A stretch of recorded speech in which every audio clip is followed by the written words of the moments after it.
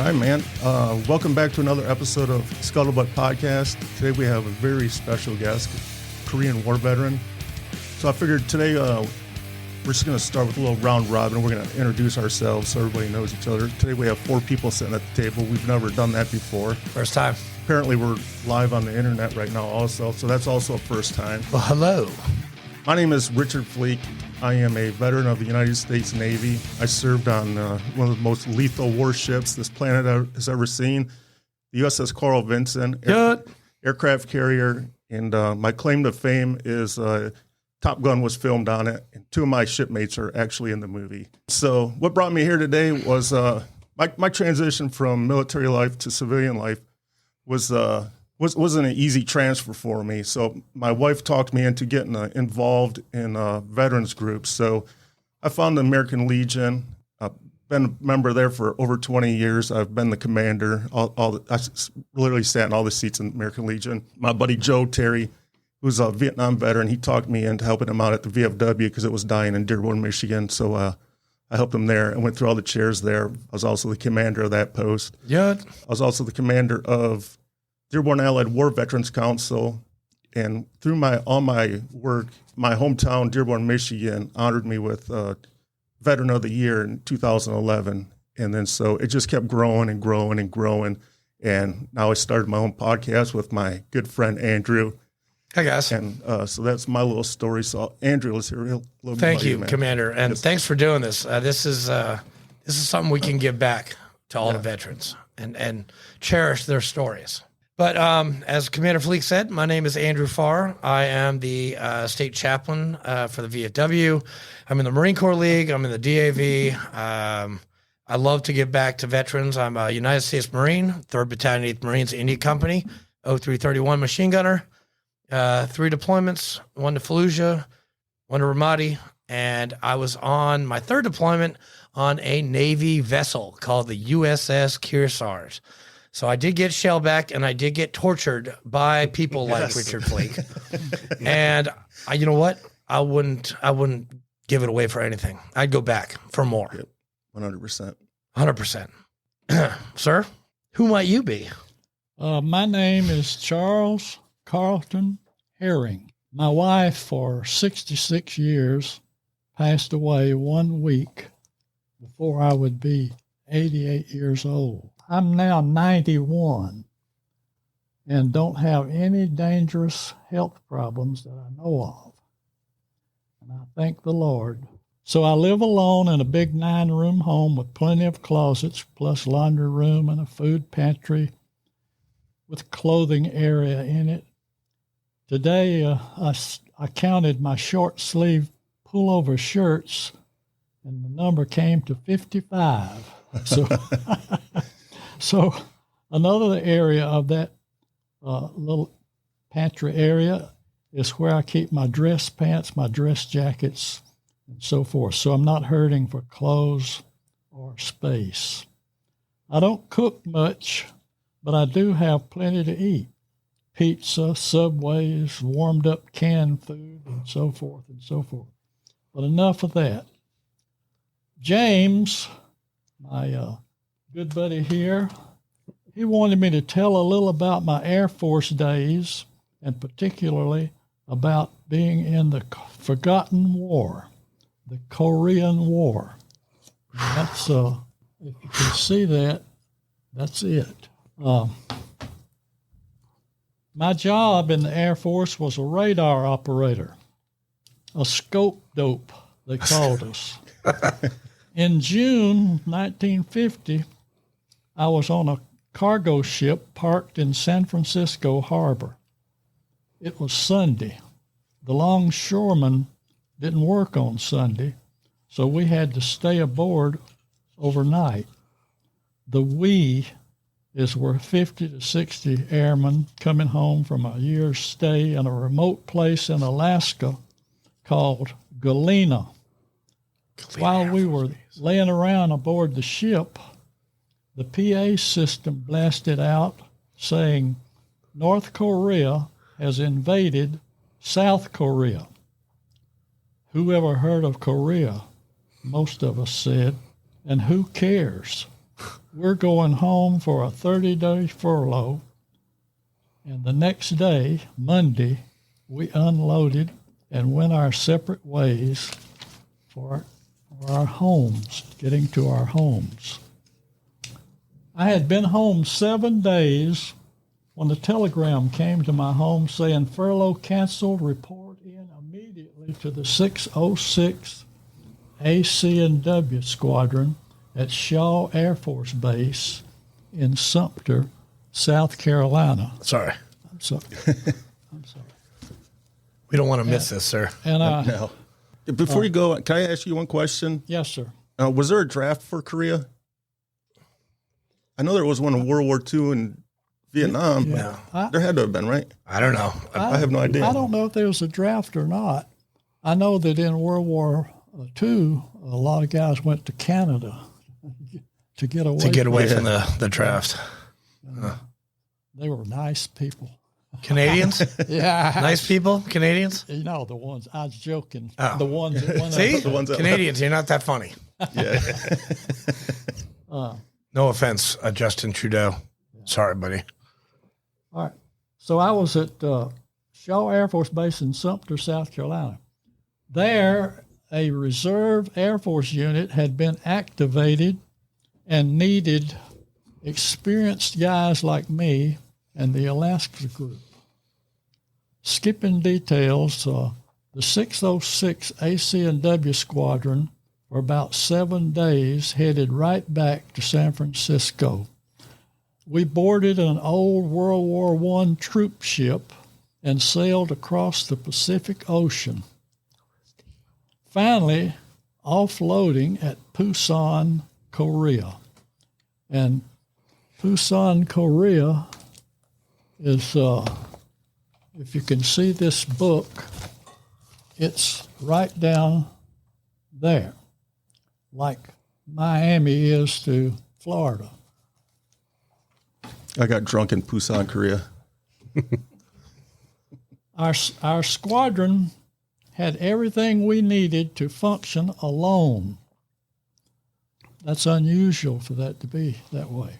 We had food, motor pool, trucks, jeeps, etc., etc. We followed the front lines as they advanced or fell back if needed.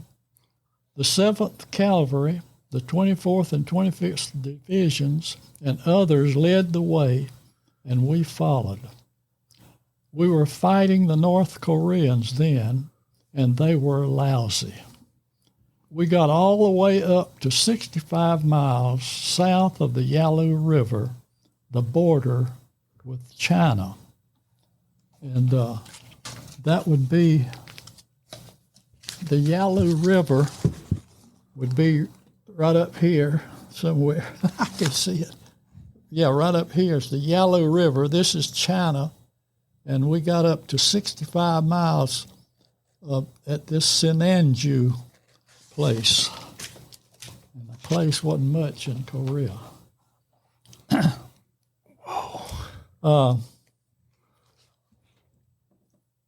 Our fighting stopped there because we had defeated the North Koreans. And we held our position. While there, the General MacArthur said to us, "You'll have turkey for Thanksgiving and be home for Christmas." 3 days after the Chinese People's Army surprised us and swarmed across the Yalu River into North Korea and killed many, many U.S. soldiers. Our unit literally ran south. I drove a 6x truck all the way back to Busan. We didn't convoy either. It was every man for himself. Before I had headed south that day in my truck, I saw our 24th and 25th Army guys going up the hill we were leaving. I shed tears and mumbled, "Please take care of them, God." I knew they would hold the Chinese back while we hightailed it to south and to safety. Our forces finally got the Chinese stopped, but they were well below the 38th parallel. And that's the border between North and South Korea, the 38th parallel. Later on, General MacArthur loaded up Army troops on an LST ship and sailed around the lower part of Korea to the west side of Korea and made what was later named the Incheon Landing. That happened September 13th, 1950. That trapped the Chinese so they could not get food, supplies, etc., from the north, and they soon surrendered. So the fighting was stopped then, and peace talks began between the two sides. Thank the Lord, our unit commander, officer, allowed we Alaska bunch to go back to the good old USA. I wound up in Tennessee's Smyrna Air Force Base. The unit I was in there soon shipped out to North Africa. I only had 4 months to complete my 4-year enlistment, so they left me behind. I was put in the 3rd Tow Target Squadron, there at Smyrna, and was told to read the duty board each morning, and if I had no duty, I was to disappear until the next morning. I love that. Disappear. The 4 months went by fast, and I was discharged from the Air Force. And there went my Air Force days. Some years later, I was contacted by Smyrna's Air Force people to enlist as a reserve airman and become a loadmaster on C-119 aircraft. That was the best time I had in my entire military experience. Then my company I worked for sent me to Canada. For a while, I missed my Air Force monthly attendances, so I was discharged from the service. I had 11 good years for retirement and 16 years for pay. I never started back to the military. My military career was over. How long were you in Korea for? In Korea, I think it was about 10 months or something like that. I don't remember because, we beat them, Yeah. And so I'm a little rusty on it. See, I'm 91 years old now. Well, you look great for 91, Mr. Herring. And that was a shot that I couldn't answer very well. No, that was amazing, sir. Do you remember what the winter was like? I hear the winter took out a lot of soldiers. North Korea was as cold as Alaska was. And it was, at one time in Alaska, it was 55 below zero on New Year's Eve day. 55 below zero. Yeah, I couldn't imagine. So, that's about all I've got written. You can ask me questions and I'll answer them. Like I said, I don't really know anything about the Korean War, but I'm looking here and it says the Korean War was among the most destructive conflicts of modern era, with approximately 3 million war fatalities. I didn't realize that. I didn't know that either. It was only, 3 years, a 3-year war. That's amazing. Here's a picture at my finger of the truck, the type of truck I was driving. When I say I was driving a truck like that. Dangerous Dan. Yeah. And the Incheon Landing, they used LSTs. Land ship tank. Right. And here's a picture of one of them, if you can see it. I've been on the one, the LST 325 that comes down to Nashville on the river sometime. Oh, yeah. It was the coolest thing I've ever seen. Like, that is a cool boat. and I had to drive my 6x truck off the top of the top deck of an LST, and so it was like driving off of a mountain. You know, in other words, I couldn't see where I was going. I just had to wait till and then got to the bottom and turned off. Now, one thing that happened that I wanted to tell about is about my master sergeant. You know, all units have to have a master sergeant. Top. And we were on the LST and LST. We were going to come in and do the Incheon landing. And it was nighttime and rough. The water was really rough, you know. And so he heard some noise up on the top deck where their tanks were and other equipment, you know, was. And so he decided he would go up there and see what was there, what was happening. And while he was there, the ship went to one side like that, hard, and a tank, you know, he was between two tanks, and one of them shifted and caught him right in the hip. And after a while, we said, he ought to be coming back, and we went up there and found him hung up in there.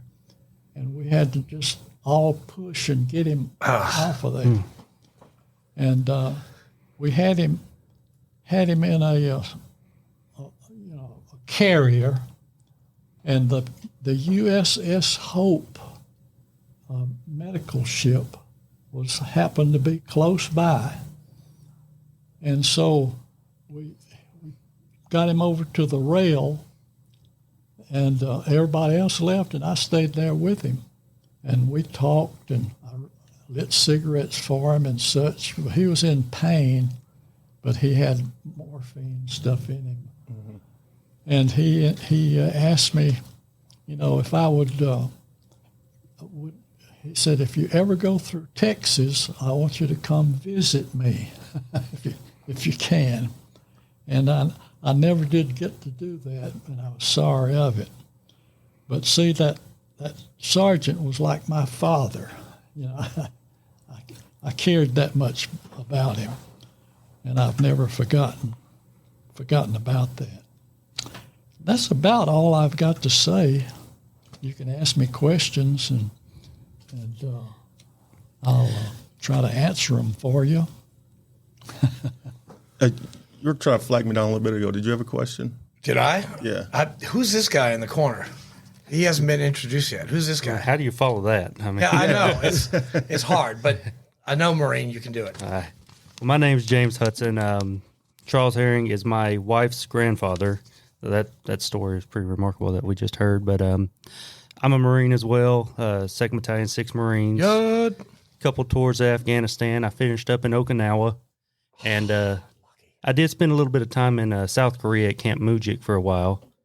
So that was pretty cool. But, I mean, none of my stories are going to top him, so I say we go back to him. No, all our stories here at this table, except for his, are just meaningless. Right. Yeah, I have a question. I believe, I know you're religious because you're chaplain for the VFW. And ordained minister, and too. Ordained minister. And from what I read, you're religious also. So after going to war and seeing all this death and destruction, how do you stay in the good graces of God? That's an open question. That's a good but question. Anybody could.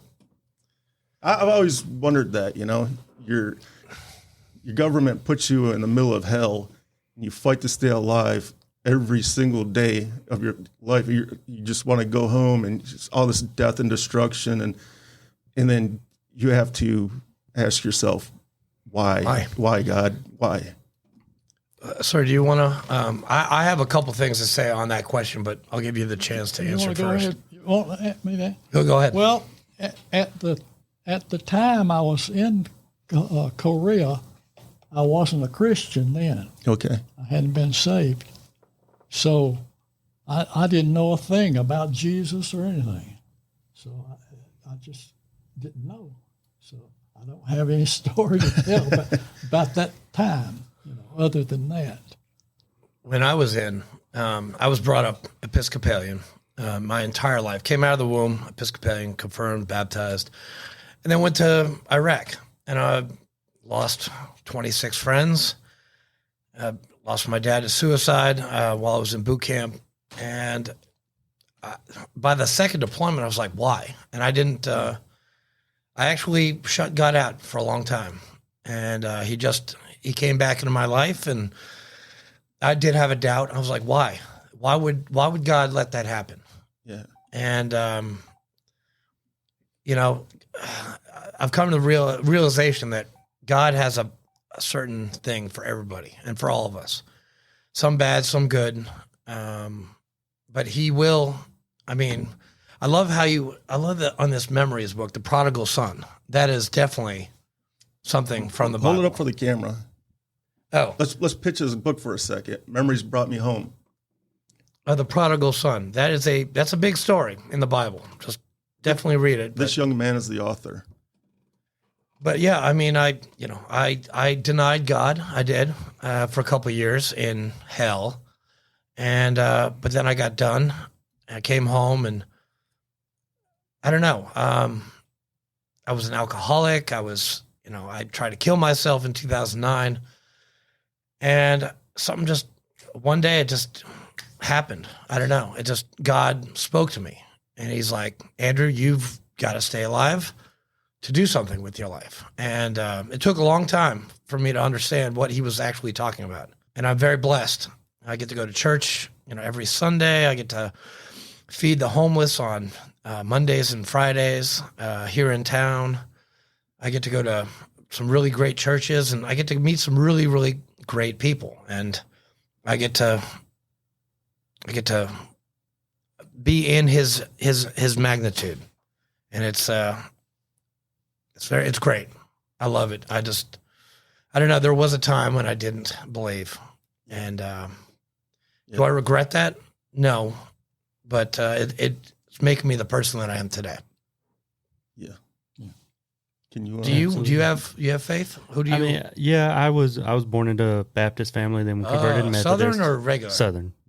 Extra crispy. Then just kidding. As we were growing up, we converted Methodist, and I actually kind of same deal you were in. I lost 17 buddies my first deployment, and 2 or 3 my second, and it was. We had 17 my second. Yeah. Wow. And Marshall was hell. That's what I heard. I heard Marshall was terrible. But like you, I kind of just kept, why me? Why am I still here? Well, almost kind of like survivor's guilt, and why? Yep. I don't know. But what does command tell us? Keep on pushing. Keep on pushing. Mission first. Exactly. But got back home, and obviously talking to him a lot and hanging out with my wife and kids.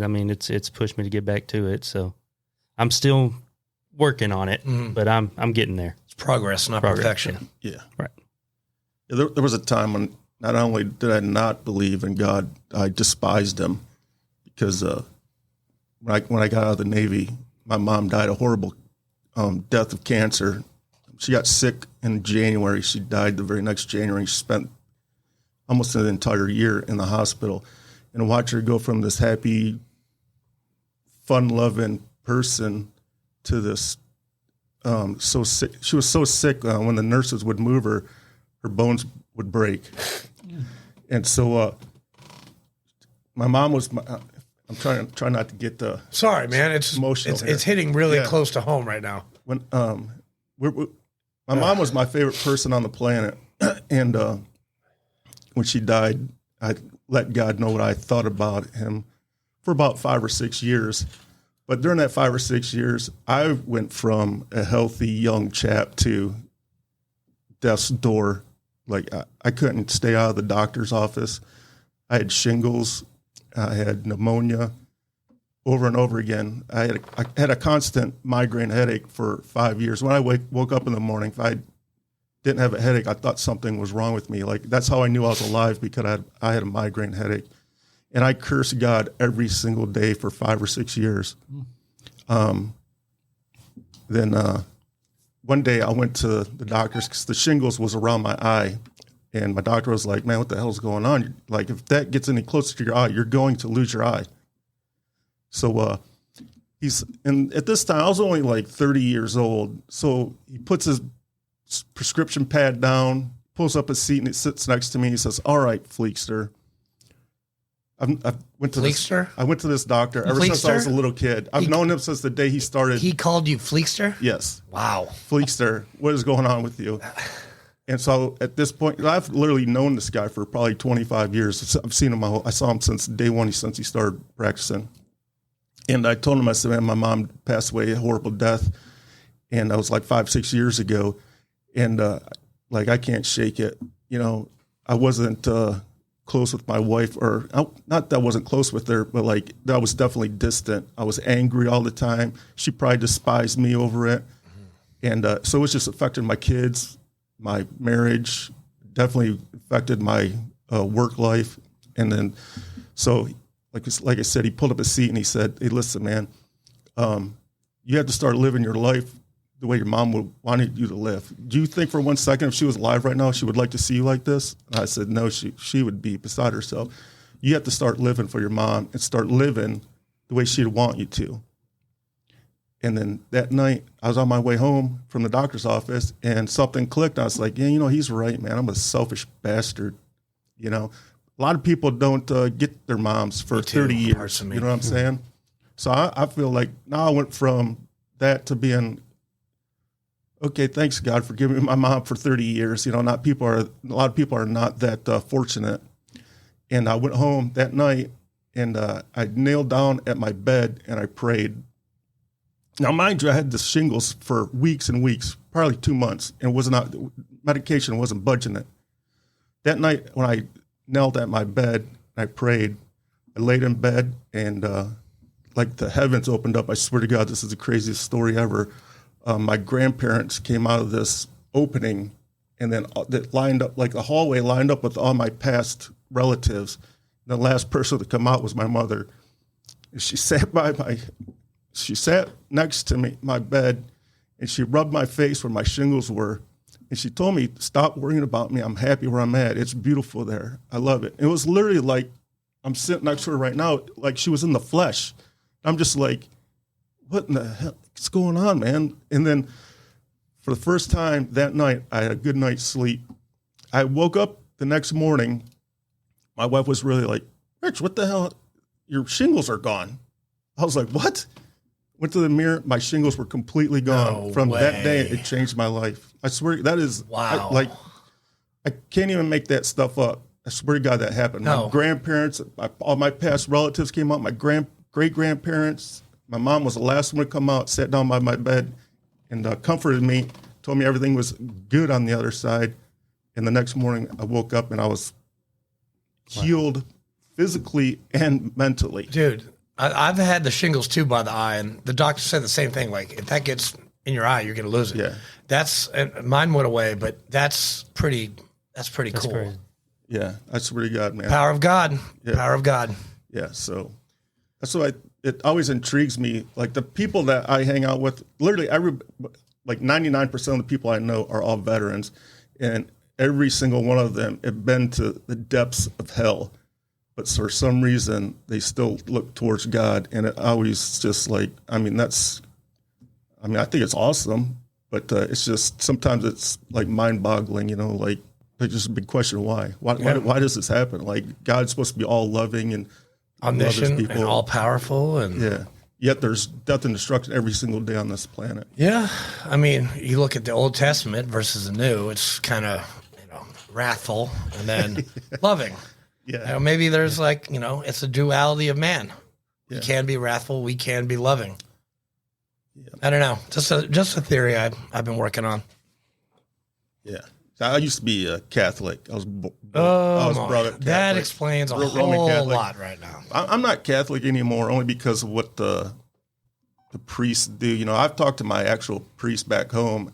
And I was like, man, how am I supposed to follow you guys when, you know, your people are raping little kids? And he said that he kind of broke it down like, yeah, like as soon as you get man into anything, like everything goes out the windows, you know what I'm saying? So I really don't go to church for that reason, but I definitely follow. I read the Bible. I do my thing.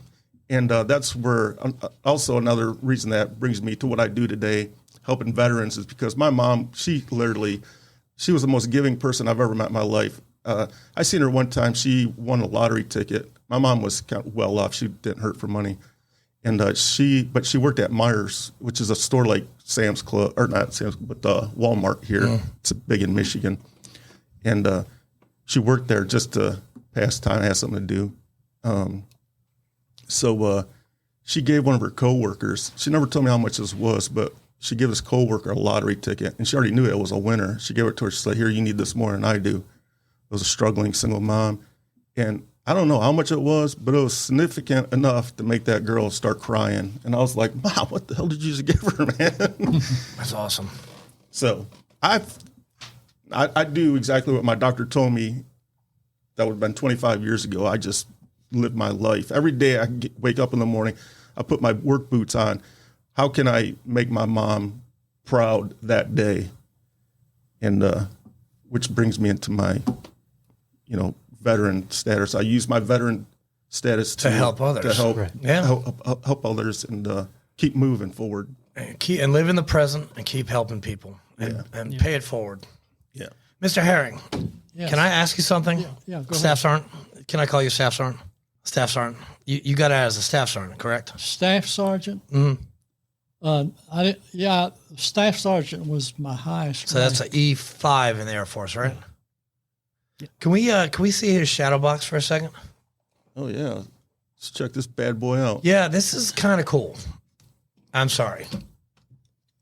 Look at that, guys. That is amazing. Look at how cute he is. I think I was in Tokyo when that was made. That picture. That's amazing. There's a little something up on, up, where is it? Up here. In the photo? APA or something like that. I'm not sure where that was made, but I believe I was in Tokyo. Man, I like that jacket. Dang. Marine Corps doesn't have that jacket. No, we don't. We don't have that. That's But that'd be another uniform. That's an Eisenhower. Hey, what's this ribbon right here that looks like a yin yang? Yeah, what is that one? What's the last one on the bottom? This one or that one? This one with the yin yang. Blue and red. I the believe. blue and red. Yeah, that one right there. Bottom right hand corner. Yeah, I've never seen that one before. See, I may have a. Citation. Let me look right on here. Hey, Andrew, while he's looking at this, why don't you explain to our guests out there in the internet land what a shadow box is? For you guys that don't know what a shadow box is, it's basically a box with all of our goodies and all of our fruit salad that we acquired while we were in. Now we can have this as a reminder of what we've done, or we can give it as gifts for someone that's passed away. And that's a pretty good shadow box right there. Yeah, it's pretty impressive. It's very impressive. 60th ACNW Squadron, Korean War. Man. That ribbon is, I don't have pictures of it, but here's some ribbons that I earned. You want to read them off for us, Andrew? Yeah. All right. Well, we got here. The highlighted ones, I'm assuming? Staff Sergeant Herring. We've got the National Defense Service Medal, which is that red and yellow one. We've got the Korean Service Medal, which I believe is the blue one with the white stripe in the middle. Yep. Then you've got the Air Force Longevity Service Award ribbon, which is, I think it's that one on the right bottom. No, Oh, the ribbon? on the ribbons. Yeah, on the Oh, ribbons. okay. Got the United Nations Service Medal, which is that one right there. I know that one. And let's see. I think, yeah, that's it. Yeah. 1, 2, 3, 4. Then there's one up there that I don't know. Is it that one? Yeah, that's the Korean. That's the Korean. That's the Korean War Medal, right? Yeah, I'm just looking through all this. Yeah, the president or whatever of South Korea years later, sent us a thank you thing and with a ribbon like that. Wow. He does have the Distinguished Unit Citation, which I believe would be that top one. That top one. I'm going to read this for you, sir. Is that okay? Sure, go ahead. And as authorized by Executive Order 9396, 22 November 1943, superseding Executive Order 9075, 26 February 1942, and pursuant to authority contained in General Orders Number 3, Department of the Air Force, January 23rd, 1961. The following unit is cited under the provisions of Air Force Regulation 35-75, 7 August 1950, in the name of the President of the United States as public evidence of deserved honor and distinction. The citation reads as follows. The 502nd Tactical Control Group is cited for extraordinary heroism and distinguished service in action against an enemy of the United States from 3 November 1950 to 21 April 1951. During this period, they established and maintained the tactical control and aircraft warning system in Korea and advanced elements composed of tactical air control parties and limited tactical control center, the TCC, provided an effective tactical control system for close support operations by United Nations Air Forces. Despite the constant danger of enemy attack, the 502nd Tactical Control Group achieved an exceptionally high degree of military and professional efficiency in maintaining the assumed technical and operational mission. Although the group conducted operations in terrain which theoretically was unsuited for deployment and utilization of equipment of this type, more than 86,000 airstrikes were directed during this period. Wow. During the advance of the Chinese Communists in November 1950, the 502nd Tactical Control Group directed and coordinated effective airstrikes against the enemy to gain time essential to the orderly withdrawal of the United Nations forces. Faced with constant harassment from guerrilla forces, operators of isolated communications relay sites continued to maintain and operate their equipment, assuring the effective linkage of the vast network of communications of the tactical air control system. As a result, several tactical air control parties in frontline positions were overrun by enemy troops and suffered heavy casualties. Elements of this group, including a light tactical air direction center, continued to operate and fall back with the ground forces until located at Taejon, where the advance of the enemy was finally contained. Despite losses of personnel and equipment, the highest degree of morale and efficiency was maintained. The courage, skill, and devotion to duty displayed by the member of the 502 Tactical Control Group were in keeping with the highest traditions of the service and reflected great credit upon themselves, the Far East Air Forces, and the United States Air Force. By command of Lieutenant General Wayland S.R. Brenthal, Major General, U.S. Air Force Vice Commander. That's amazing, sir. Wow. That's pretty cool. That is very cool. I never got one of those. Yeah, step up your game, bro. No, the best I got was a Sercom, okay? Right For doing there with convoys in Iraq. Remember those? you. Ugh. Yo, I'll get that, sir.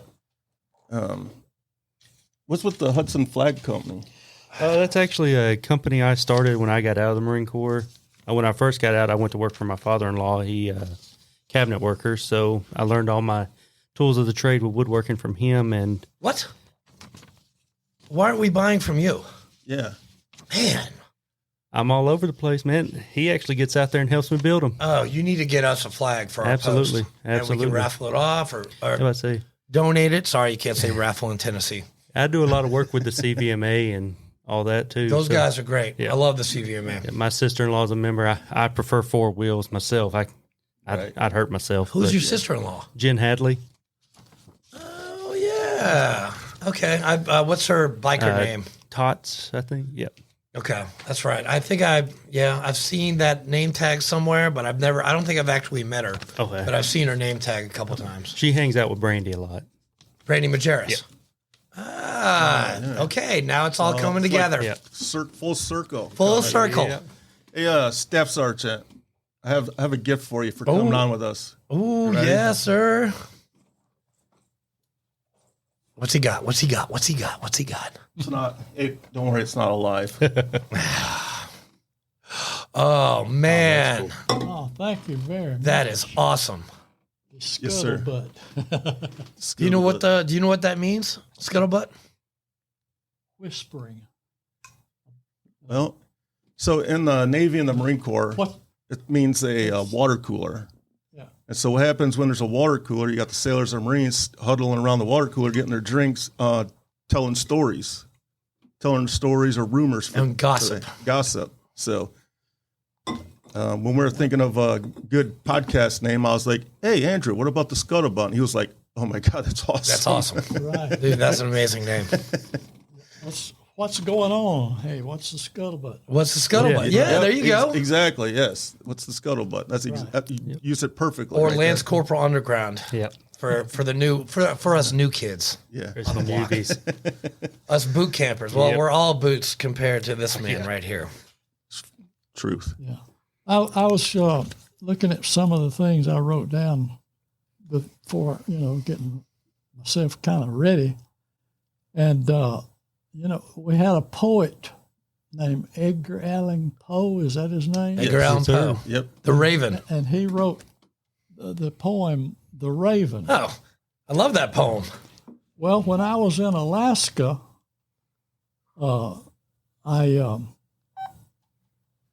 I shot myself a raven.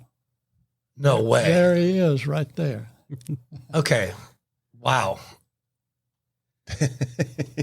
I guess back then you could do that and not get in trouble. I don't know if he's getting it or not. I think you can still shoot ravens. You shoot them in Michigan.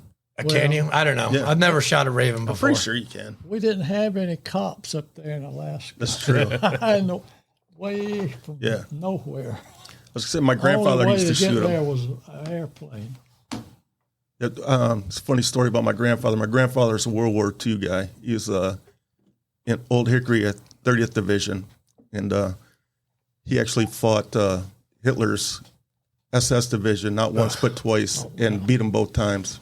And so my grandfather's my hero. Besides my mother, There's my so much grandfather. history in this room right Yeah. now. Oh my God. So I was home on leave one time, and my grandfather lived in northern Michigan, like about as far up as you can go, basically. In the Upa, right? Yeah, UP? basically north of Canada. Ugh. So way up there, and he lived up on Lake Superior. So my grandfather was he was a sharpshooter.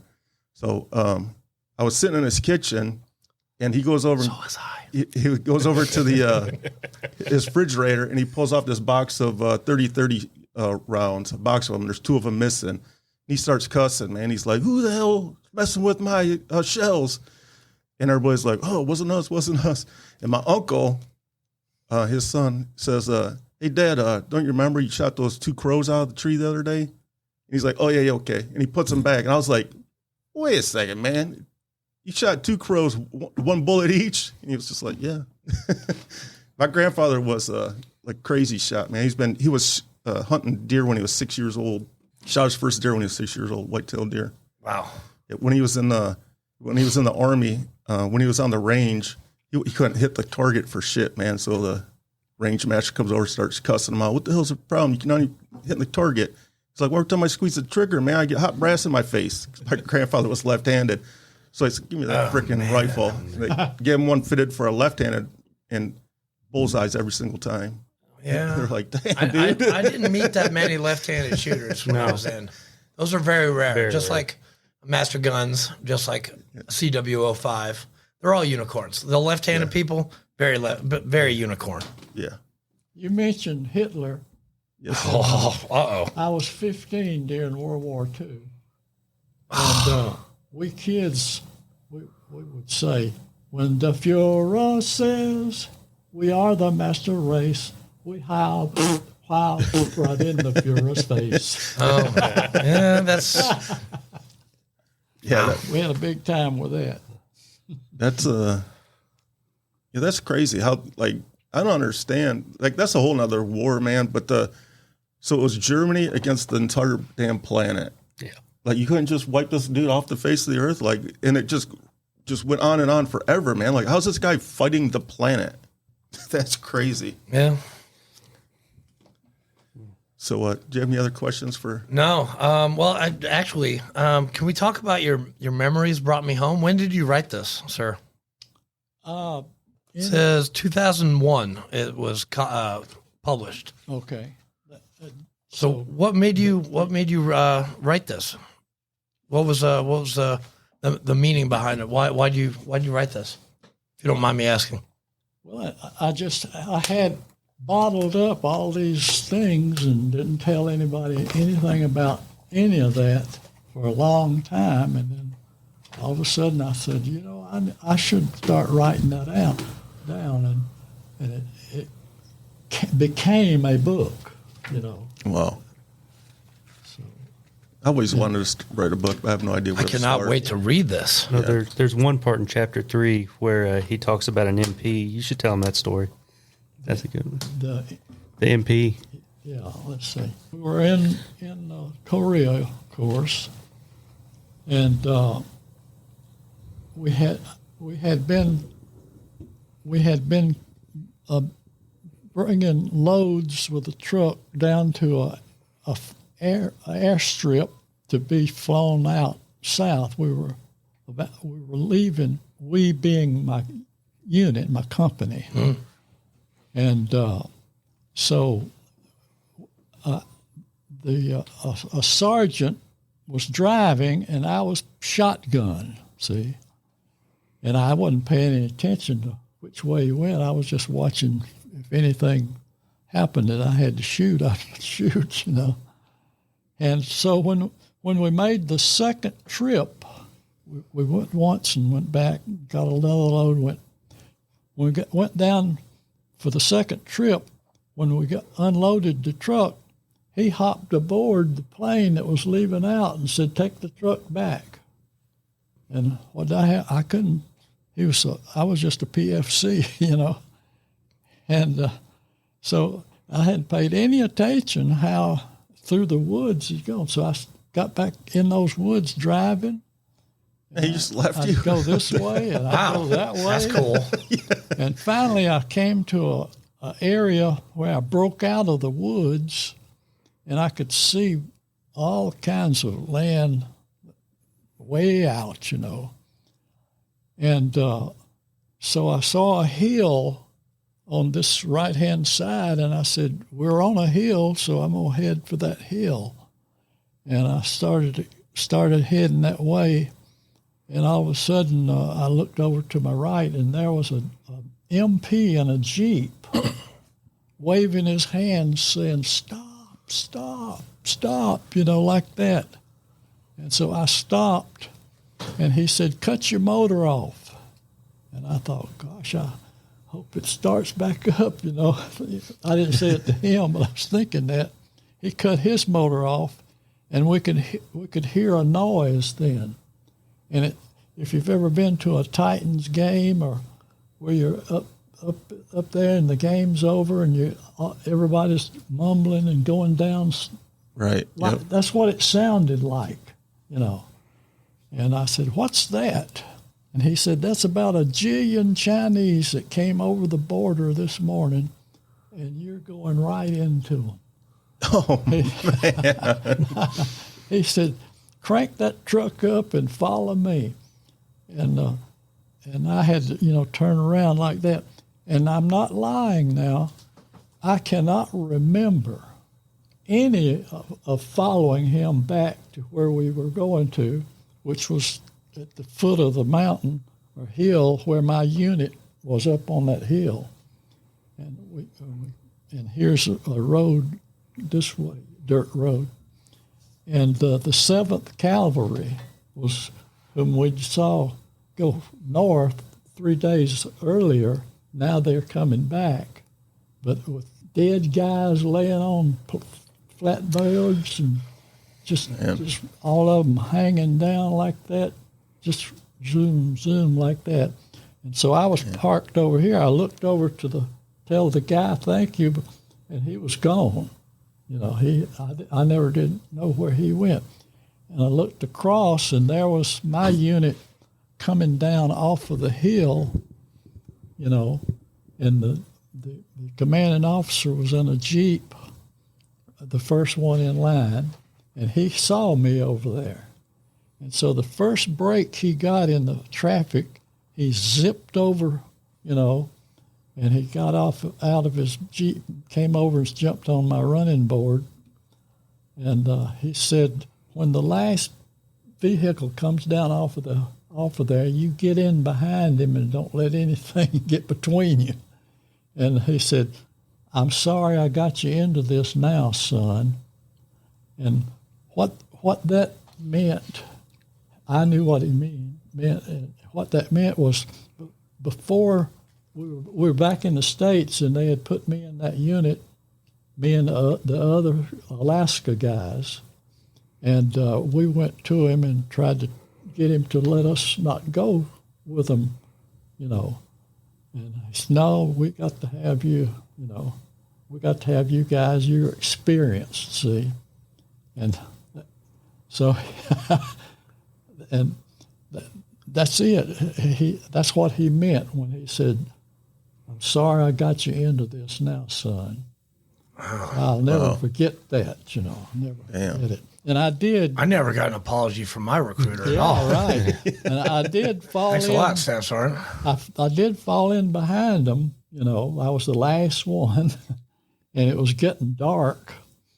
And I some way made a wrong turn some way, and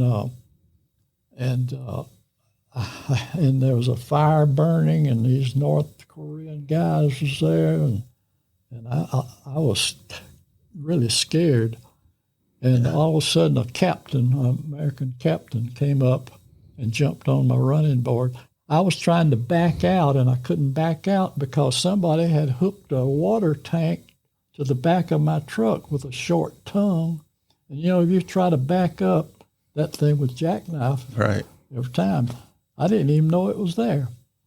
And so Damn water buffalo. that captain talked me where I got far enough back that I could turn. And now, see, I'm by myself again. There's only one road, you had to follow it. But when I finally found my unit, it was dark. They'd already had supper and everything. And I was all drinking beer and so forth. What? And so I came in and got me a beer or two and drank it. I wasn't saved then. Didn't know what being saved meant. Don't do that anymore. Yeah. And fell asleep because I was relaxed then. And the next morning, they got their gear and threw it on my truck. They, being those 6 guys, threw it on my truck and got in the back with one of them riding with me. And here we went on our own south, you know. And we had a time. Nobody bothered us, but we came to one spot that was open spot, and way down there was some people, you know. We couldn't tell what they were, and they were just standing there. And we stopped, you know, what we're going to do? We can't go back, and we got to go south. So everybody crank up their guns, and we took off.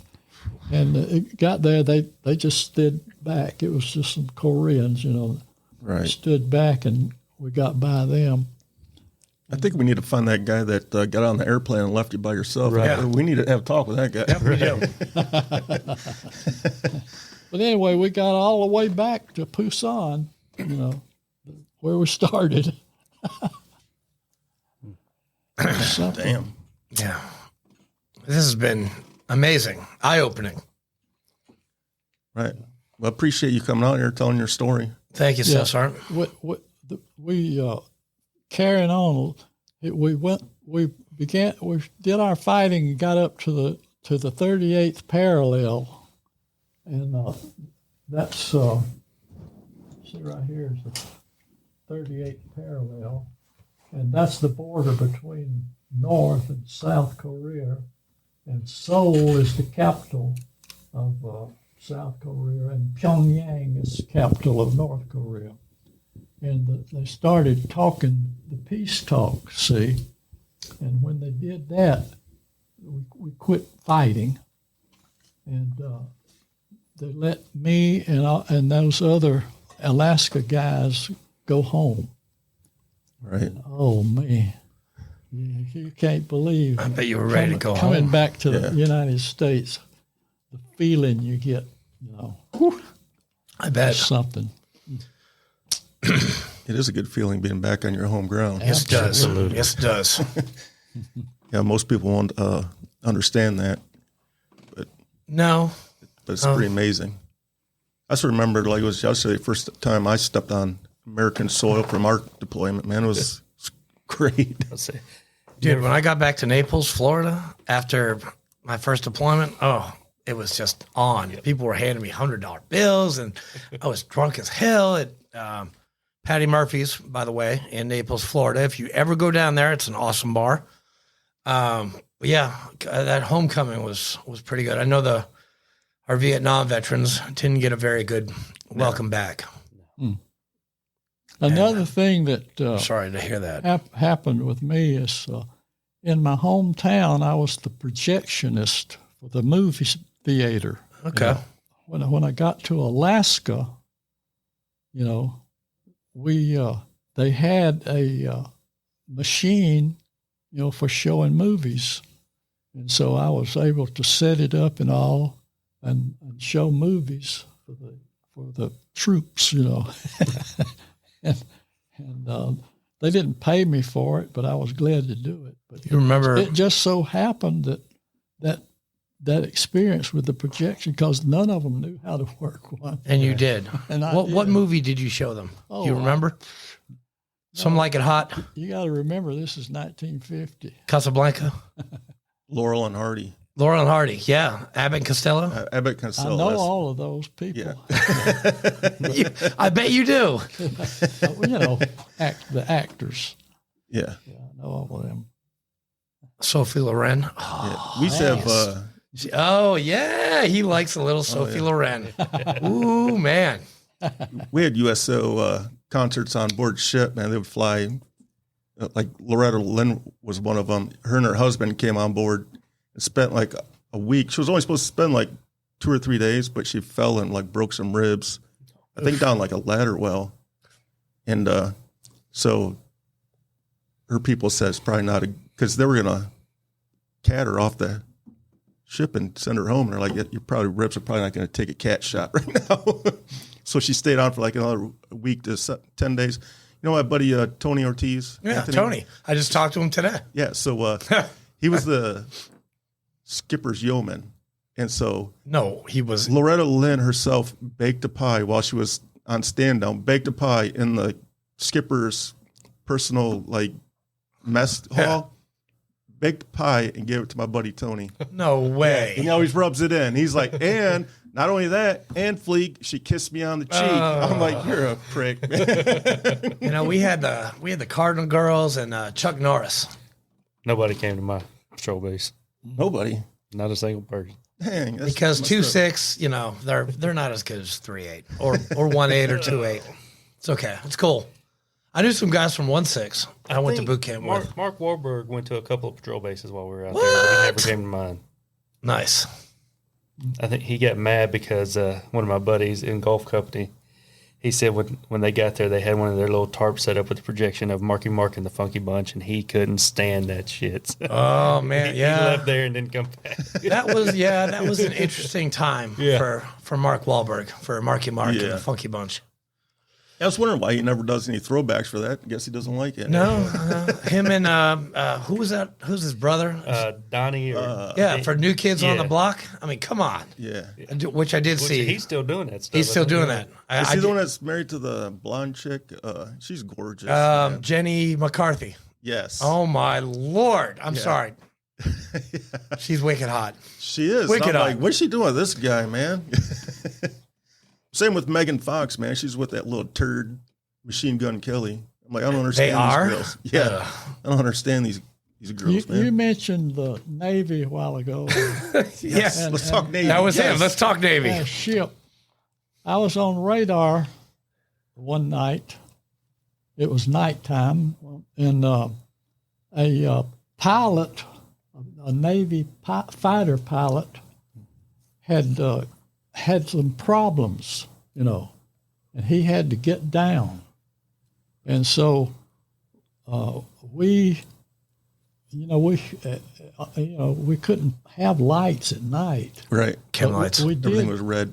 Chem lights. did get all these Stop that shit. all these vehicles, and we vectored him in to where we were, and they all cut their lights on at the same time. That made a line for a Right. runway, and he landed his jet, and What kind a of little bit later, he came up to the radar shack and shook our hands and said, "Thank Yeah. you so much.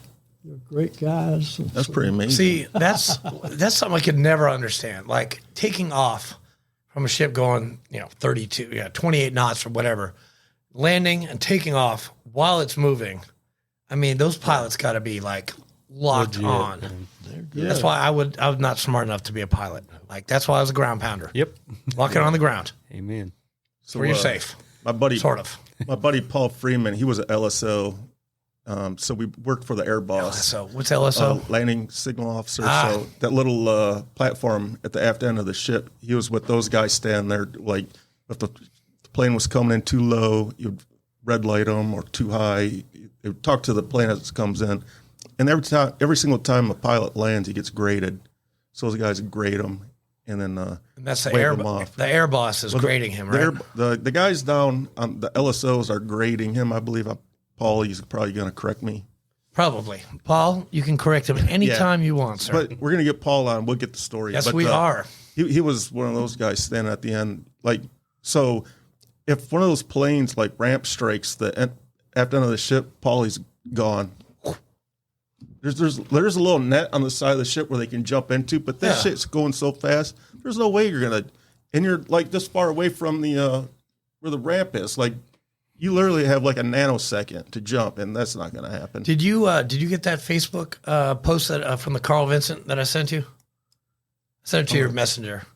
It was something I saw on Facebook. It was about whatever the guy wearing the yellow shirt Shooter, going like this. the shooter, yes, Is that what it is? yeah, he's Yeah.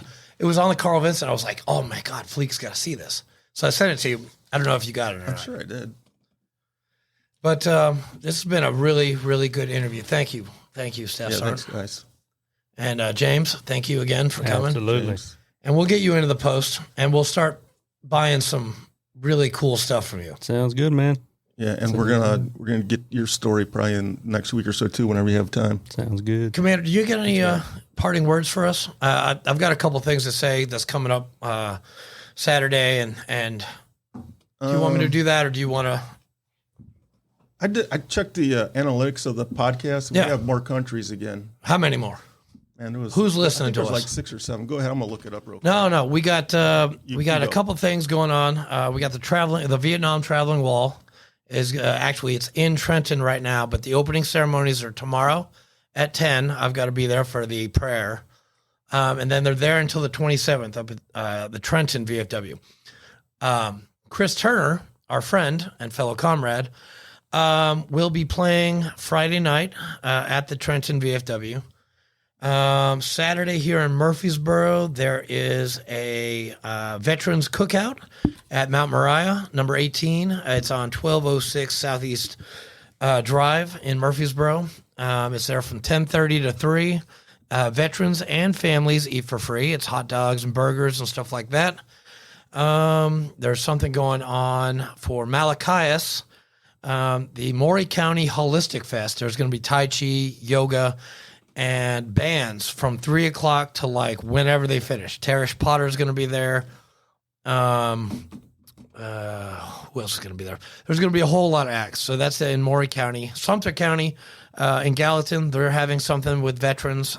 So this whole weekend is filled with veteran stuff. So get out there, look on Facebook, go on my page because I've probably published it. Find out what's going on, or talk to Trent because he's in the know. He knows pretty much whatever's going on in Murfreesboro. Before I forget, I want to give my buddy Trent yeah, Benson we a do have shout to. out, man. Yeah, we do. We're sitting here in his studio, and we didn't even mention We it didn't yet, even man. mention him. Spread the positive. Spread the positive. Which, by the way, our podcast has the same exact initials, but it's just mixed around. Oh my, yeah, that's God right there. That's God talking to us. I don't know if you camera's not pointing at the wall, but STP's up. STP. Thanks a lot, buddy. We Trent appreciate Denson you, and the Every up for us. Damn Day Show, correct? Every dang show. Whatever. It's every day. He's got a podcast. Yeah. And So the veteran cookout. yeah. I told you I was going to be there. Yes, you are. I double booked myself. Did you? Oh, hey, listen, I won't be there. I paid for it. Oh, you did? One of our mutual friends Oh. was going to the Georgia Vanderbilt football game on Saturday. And you're going. He's like, "Hey, you and your wife want to go?" And I was like, "Oh, hell yeah!" And then after I talked to you today, I was like, "Oh shit." Maybe, you know what? Maybe it's actually God saying, Yeah, You know, I don't need. yeah. I don't need to go that anyways. Did I say that out loud? he did say that out loud. We're sorry. Whoever he offended, we're sorry. I'm not really that sorry, but Oh my gosh. no, And the fighting continues. there's no fighting, man. No, we're supporting. If you can get out there to the veteran cookout, get out there. It is a great cause, and you should go there. You should. I just won't be there. It's okay. James, do you have anything? Do you want to plug anything? No, I appreciate y'all having us Hudson on. and- flags, man. If you need a Hudson Yeah, flag, man. Yeah, we call us. need. Well, actually, do you do other than wooden flags, metal? I don't do metal, but I've got another veteran company called Keepsake Creation that does Wait all a the minute, metal with artwork. Andrew Polinsky? Me and Andrew are tight, Who, man. by the way, I just ordered 25 shirts. He makes our shirts. He makes my shirts. Oh, he made does. this shirt. That's his. Oh, well, he actually has my flags in his store up in Spring Hill as well. Well, I just sent him a check for our shirts because Herbert Hill is selling the crap ton out of them. So get to Keepsake Creations, talk to Justin Myers, talk to James, Signs by Veterans. I'm part of Signs by Veterans too with Are you? Justin. Pretty much you name it, I can help Dude, you I with just it. helped him move some couches for Was that his girlfriend. today? That was today. Yeah. I was with him yesterday. Did he move into his girlfriend's? No, he did not. He's He's still with. He's with Trevor. He's and all. still at. He's still living with Trevor. Yeah. They haven't moved in yet. Yeah, I Sorry, was- Justin. I know this is getting in your personal biz. I apologize, man. I was over at Jen's house Yeah. yesterday hanging a metal shelf I built for her. And that's Right is that It's right down Halls Hill by Pike? the college. And oh, it's right by the Grove. Yeah. Yeah. Okay. So I was there today. All right. Sorry. Hey, One thing I'd Oh, like yes, to sir. say,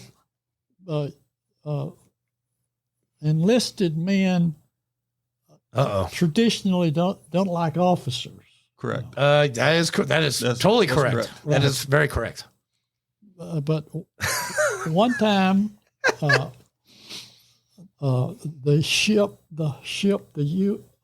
medicine ship, USS Hope. The hope. USS Hope Yes. ship, Good memory. had Bob Hope with them. What? Oh, Yeah. Oh, that's And, cool. and everybody that could from our unit over here on the ground,